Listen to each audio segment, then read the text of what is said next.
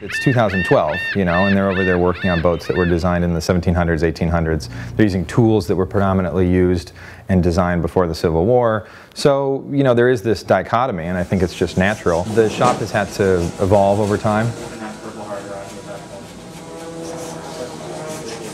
I mean, you come here because you have some sort of passion for boats. This part of the country, like this community right here, Mid-Coast Maine, is probably the most intense focus of traditional wooden boat building that's still left in the country.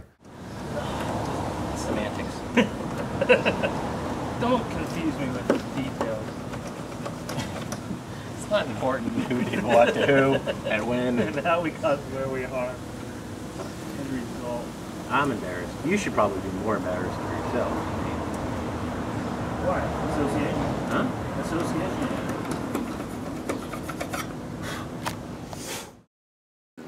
Production boat building is pretty different from, I think, the experience that people have in the shop here.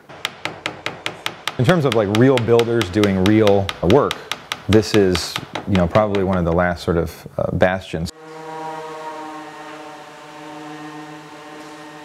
Amazingly, we get apprentices who come back who were here 20 years ago who say, you know what, the place kind of, you know, they give it the smell test and it looks and feels and smells the same.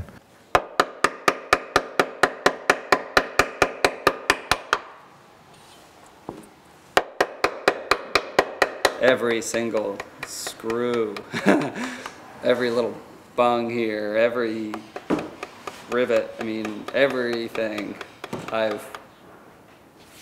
I know like intimately, and it's like, that's a cool feeling. For me, learning to work with tools was huge. That was why I wanted to come to the apprentice shop to begin with. It wasn't about boats, it wasn't about sailing, it was about learning how to work with tools in a wood shop, to understand them, to be able to look at something in the built environment and say, I want to make that, and I can figure out how to get from raw material to a finished product. That was what I wanted, and I absolutely got that. And then in addition, I got incredible friends who I'm still friends with, and I was so moved by this place that I decided to live here. You know, I moved from New York City and never left.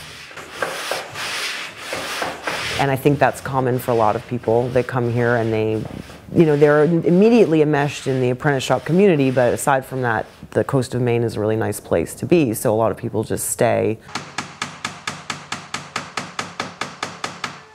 10 or 15 years ago, your average apprentice was in their early 20s, pretty unencumbered in life, you know, didn't own a house, didn't have a husband or wife, those kind of things. Today, that's turned a little bit. So now what we're getting is somebody who maybe has a husband or wife or not, went to college, got out of college, got a job, but just realized they were kind of unsatisfied with what they were doing. You know, most of the shop classes in this country were dismantled in the 90s, and they replaced them with computer labs. There's a real base primal satisfaction in taking raw elements like wood and leather and copper and putting them all together without a lot of technical goo and making something like a boat.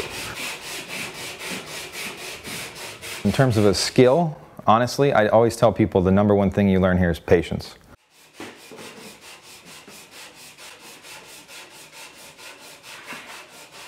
I think one of the biggest things people get out of this, again, is not something they come here looking for, and probably not something they even say they need, and that's a sense of confidence. When you go from not understanding how to put 2 pieces of wood together to make a box, to 2 years later being able to work on a team that puts a bunch of pieces of wood together that is a boat that would actually hold you out in the ocean where you would otherwise die if you didn't have this thing underneath you, it's a huge sense of accomplishment and achievement, and that breeds confidence in a good way.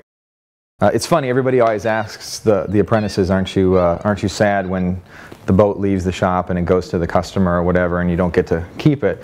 And in the heat of the moment, they'll all tell you no, they're sick and tired of working on this thing, and they don't want to put another coat of paint on it, and they just want to get it away. But the boats that we've built, if they tend to come back around somehow, we all take extra special care of those boats. It's no secret that you really do have this love affair with this boat that you've been working on, that you built. It's your creation in that sense. So I think there's a real deep connection to what it is we're doing. The people who want to come here and do this really want to come here and do this. They don't want to go to a vocational school. They don't want to go to a regular college. So the type of people who are drawn to this experience are really meant to have this experience.